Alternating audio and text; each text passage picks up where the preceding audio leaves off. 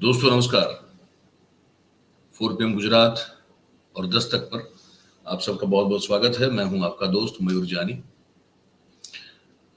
दोस्तों ये जो हमने इंटरव्यू किया, साक्षात्कार किया प्रोफेसर जयंती पटेल साहब का, और जिस तरह से आप लोगों ने हमारे इस प्रयास को सराहा है, वो देख के बड़ा अच्छा लगा। और कोशिश तो यही थी कि इस पूरे विवाद के पीछे का सच क्या है, वो सच बाहर लाने की कोशिश थी। तो हमारा ना तो उसमें कोई एंगल था, ना हमको कोई एक पर्टिकुलर चीज को प्रूव करना था। तो जो था वो था, वही हमने दिखाया। और मैं देख रहा था सुबह कि काफी लोगों ने जो है इसको पसंद किया। हाँ, वो होते हैं, वो ट्रोल नगर के ट्रोल वासी होते हैं, जिनके पास वो एक ट्वीट करने का या कमेंट करने का 2 या 10 रुपया कुछ मिलता है। वो लोगों की बात मैं नहीं कर रहा हूँ, वो ठीक है, वो उनका रोजगार है, करते रहे बेचारे। पर प्रयास यही था कि चीज जो है, जो उससे प्रोफेसर जयंती पटेल से अब अधिक कौन बता सकता है, ये हमको अभी समझ में नहीं आ रहा है। तो हमको लगा कि उन्हीं के साथ बातचीत की जाए, और वही हमने किया।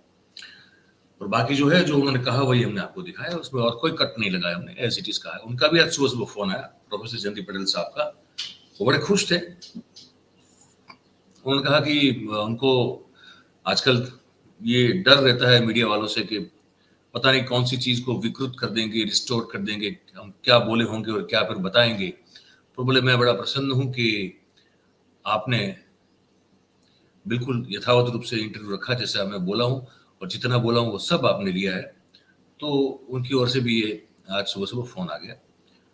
और ये तो हो गई उस कार्यक्रम को लेकर बात। अब एक ऐसी खबर मैं बताने जा रहा हूं आपको। अब इसको क्या कहें, ये अंधश्रद्धा कहें। अंधश्रद्धा और श्रद्धा में बहुत बड़ा फर्क है। श्रद्धा तो आप रख सकते हैं, faith is very important, to have a faith in something, उसके बगैर जीवन चल नहीं सकता है। आपको आपके कर्मों में श्रद्धा हो, या आपको किसी ईश्वर में श्रद्धा हो, किसी को परम लौकिक शक्ति में श्रद्धा हो, श्रद्धा समझ में आती है। अंधश्रद्धा जो है वो समझ के परे है। एक ऐसी घटना हुई, उसके मैं दृश्य भी दिखा नहीं सकता आपको। वो दृश्य मेरे पास आए हैं, पर वो दिखा नहीं सकता, क्योंकि मुझे लगता है कि फिर वो जो गाइडलाइन है उसका भी उल्लंघन हो जाएगा।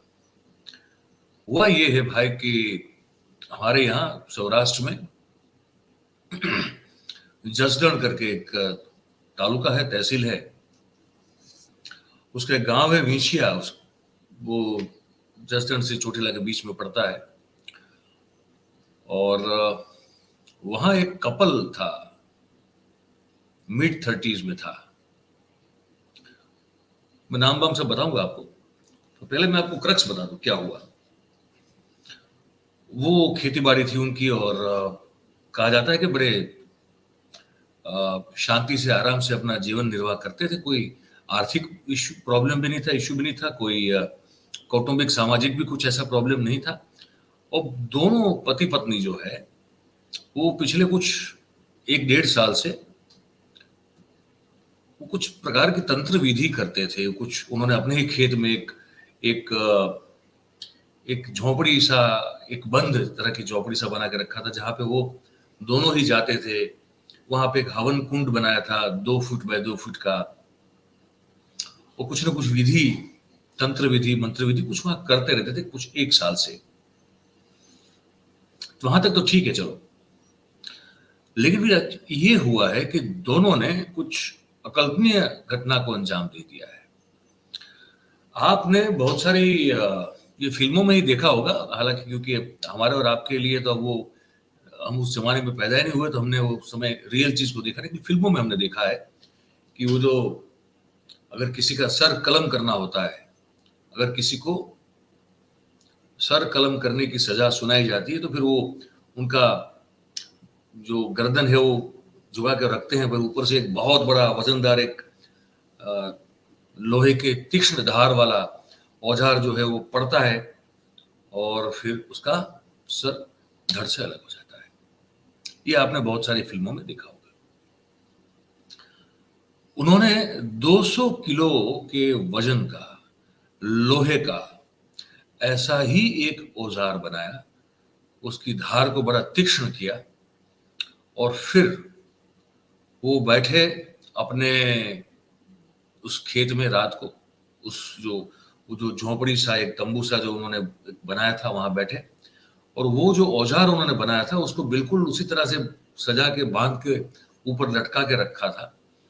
फिर उन्होंने हवन जो है वो हवन कुंड में जो है अग्नि का को प्रगटा कर उसका प्रागट्य करके वो हवन वगैरह सब शुरू किया।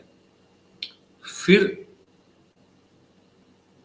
हवन जब चल रहा था तब उसका जो दौर है वो एक हाथ में था और उसको जो है उन्होंने ऊपर से कुछ ऐसी व्यवस्था की कि जहां फिर जब उनको लगा कि अब आहुति देने का समय आ गया है तो उन्होंने हवन कुंड का जो एक छोटा सा एक वो छोटी सी दीवार सी होती है 2 फुट ऊंची, वहां दोनों ने अपने गर्दन रख दी और वो जो औजार था जो 200 किलो का जो उनके बिल्कुल गर्दन के ऊपर जो है वो लटक रहा था, वो दौर को जला के उसको गिरा दिया। और जब गिरा दिया तो 200 किलो का अगर तीक्ष्ण औजार जो है धार वाला अगर ऊपर से 10 फीट ऊपर से अगर आपके गर्दन पे पड़ता है तो आपका सर जो है वो धड़ से अलग हो जाता है। और दोनों के साथ ही हुआ। पत्नी जो थी इनकी, उनका सर जो है वो जो हवन जो चल रहा था बस उस हवन कुंड में जाके उनका मस्तक गिरा और पति का मस्तक जो है वो हवन कुंड से बाहर गिरा। और उन्होंने 2 पेज का एक चिट्ठी भी लिख के रखा था ताकि जब परिवार को और पुलिस को पता हो तो वो उस बारे में वो क्यों ऐसा किया है या तो कोई भी कारण कुछ तो आपको बताना पड़ेगा, तो वो लिख के उन्होंने वो चिट्ठी में लिख दिया और इस तरह से उन्होंने अपनी जो है जान दे दी। अब हमारे यहाँ एक चीज कही जाती है, कहीं बहुत सारे जो जब हम एंशियंट हिस्ट्री की और या मध्ययुगीन हिस्ट्री की बात करते हैं तो एक शब्द जो है बड़ा सामने आता है जिसको कहते हैं कमल पूजा। मतलब कि अपने मस्तिष्क को कमल समझ के उसका अपने ही हाथों अपना ही सर जो है धड़ से कलम करके आप जिसको भी मानते हो उस देव या देवी के सामने उसको धर देना, उनको जो है मतलब एक प्रसाद की तरह या तो एक तरह से आहुति की तरह वो दे देना। इस तरह की एक जो क्रिया होती थी पहले उसको कमल पूजा कहते थे। अब ये माना जा रहा है कि इन लोगों ने कमल पूजा कर ली और वो दृश्य जो है वो इतने विचलित करने वाला है कि वो दिखा भी नहीं सकते आपको। मैं कोशिश कर रहा हूँ वर्णन करने की कि जितना आप उस मेरी बात को सुनते सुनते अगर आप विजुअलाइज कर पाए तो आप अगर विजुअलाइज कर पाएंगे तो आपके रोंगटे खड़े हो जाएंगे। तो ये कर दिया उन्होंने और फिर उन्होंने चिट्ठी लिखी। चिट्ठी लिखी उन्होंने, उसमें ये लिखा कि भाई मुझे हम लोगों को किसी से भी कोई आपत्ति नहीं है, हमको किसी से भी कोई समस्या नहीं है। हम उनकी बीवी जिनका नाम हंसा बहन है और जो सज्जन थे जिन्होंने अपनी वाइफ के साथ ये आत्महत्या कर ली, उसका नाम है हेमू भाई मकवाना और उनकी जो पत्नी उनका नाम है हंसा बहन मकवाना। और उन्होंने लिखा कि मेरी चिट्ठी के जो शब्द मेरे पास है वो बिल्कुल एज इट इज पढ़ के आपको सुना रहा हूं अभी। लिखा कि हम दोनों हमारे जीवन का त्याग अपनी खुशी से कर रहे हैं, कोई तकलीफ नहीं, कोई दबाव नहीं है। और मेरी जो वाइफ है हंसा बहन, उसको जीवन का कुछ आनंद मिल नहीं रहा है, आ नहीं रहा है। और साथ में ये भी लिखा कि मेरे जो भी भाई हैं या मेरे पिता है या कोई भी हमारे रिश्तेदार या सगा जो आपके कुटुंब के लोग होते हैं तो कह रहे कि उनसे हमारा कोई झगड़ा नहीं है, उन्होंने हमको कभी कुछ कहा भी नहीं है, तो हमारे जाने के बाद इनमें से किसी को परेशान न किया जाए। और मेरे वो लिखते हैं भाई, ये हेमू भाई, कि मेरे जो सास ससुर है उन्होंने भी हमें कभी हमको ना टोका है, ना रोका है, ना मैं हमारे साथ कोई इनका इशू है, तो वहाँ भी सब ठीक है, तो उनकी भी पूछताछ मत कीजिएगा। और हमें कोई दुख ही नहीं है, ये कह रहे हैं, हमें कोई दुख नहीं है, हम राजी खुशी से, मतलब हमारी खुद की मर्जी से, हमारे हाथ से ही ये जो है कर रहे हैं, इसीलिए हमारे जाने के बाद घर परिवार में किसी को भी पूछताछ के बहाने परेशान न किया जाए। और फिर वो एक सीख भी देते हैं अपने परिवार को कि मेरे जो तीनों भाई हैं, मैं चाहता हूं कि वो एकजुट होकर रहे और हमारे जो माता पिता है उसका वो ख्याल रखे, बहन है उसका भी ख्याल रखे। और इन दोनों के दो संतान हैं, एक लड़का है, एक लड़की है। तो कह रहे हैं कि मैं चाहता हूं कि मेरे पुत्र और मेरी पुत्री को जो है, आप मेरा परिवार उसका ख्याल रखेगा, और जो तीनों भाई हैं मेरे, वो मिलजुल के इनकी जब शादी के लायक उम्र हो जाए तो फिर शादी इनकी करवा देंगे, ये मैं उनसे उम्मीद कर सकता हूँ। और मुझे अपने तीनों भाइयों पर बहुत और पूरा भरोसा है। ये इनका सुसाइड नोट है, ठीक है। अब जब ये उन्होंने करना ठान लिया था, तो उसे दिन पहले ही जो अपने दो ये जो संतान है, एक लड़का और एक लड़की, उनको वो जो इनकी इनके साले, मतलब कि जो संतान के मामा होते हैं, उनके घर वो छोड़ के आए थे, ठीक है। और रामदेव पीर में भी वो विश्वास रखते थे, तो वहां वो मत्था टेकने गए थे वहां के, फिर वापस आ गए। और जो ये हेमू भाई मकवाना के पिता हैं, जिनका नाम है भोजा भाई मकवाना, उनका ये कहना है कि ये जो पति पत्नी थे, वो पिछले 1 साल से कुछ तांत्रिक विधि करते रहते थे, और हर रोज मुझे जो है आकर वो मेरा पांव छू के आशीर्वाद लेने के लिए आते थे। लेकिन जब 9:45 बजे, तब तक भी वो नहीं आए, तो मैं राह देख रहा था। उसी दौरान जो मेरा दूसरा लड़का, मतलब हेमू भाई का भाई, उसकी जो है वो एक चीज सुनाई दी। मैं दौड़ता हुआ आया, तो मैंने ये दृश्य देखा, और मुझे ये लगता है, ये इनके पिता का कहना है, कि मुझे ये लगता है कि मेरे पुत्र हेमू मकवाना को कुछ कुछ कुछ कोई हो सकता है ऐसा, जिसने इस गलत रास्ते पे जाने पे प्रोत्साहित किया। और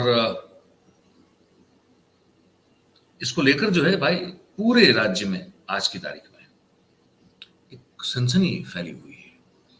ये कैसे हो सकता है? ये हम जी रहे हैं भाई, 2030 का साल चल रहा है, एलन मस्क ने जो है वो भेज दिया, एक सबसे तेज गति वाला एक यान जो है वो लॉन्च करने की आज बात हो रही थी, पता नहीं हुआ कि नहीं हुआ।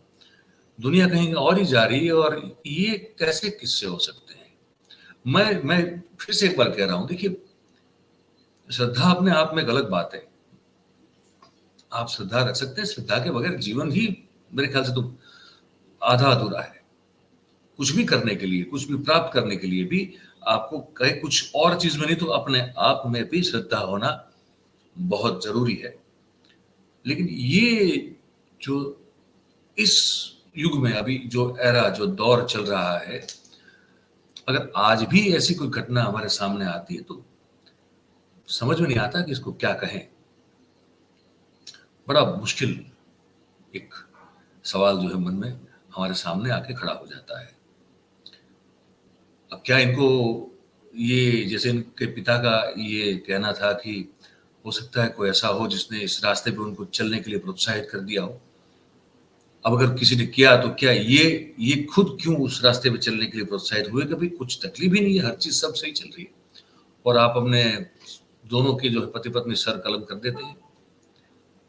अब इसको क्या कहें? हमको तो विचलित हैं इस खबर से हम, और काफी मतलब व्याख्यात करने की कोशिश नहीं करना चाहते हैं इस चीज को, लेकिन आपने जब हमसे बात सुनी है अभी, तो आपको क्या लगता है इस बारे में, ये जरा हमको आप जरूर बताइएगा। आपका जो भी विचार है, तो ये जो नीचे कमेंट बॉक्स है उसमें आप अपने विचार व्यक्त करें, हमसे बात करें, हमको बताइए। और अगर फिर ये हम जो आप तक खबरें लेके आते हैं, अगर वो आपको अच्छी लगती हो, तो फिर हमारी जो खबरें होती है उसको आप लाइक करें, शेयर करें, सब्सक्राइब करें, करवाएं। और भाई अंधश्रद्धा से बचें, अंधभक्ति से भी बचें।